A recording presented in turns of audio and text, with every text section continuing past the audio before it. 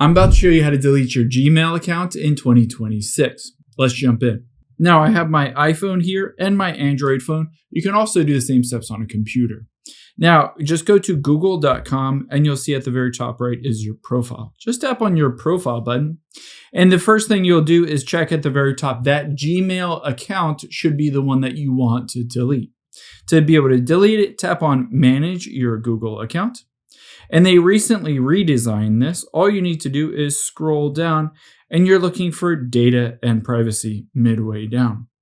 After you've done that, you have two different options. If you scroll down from here, you'll be able to see it says delete a Google service. So you can delete just Gmail and leave your rest of your Google account, YouTube, Google Photos, all that stuff.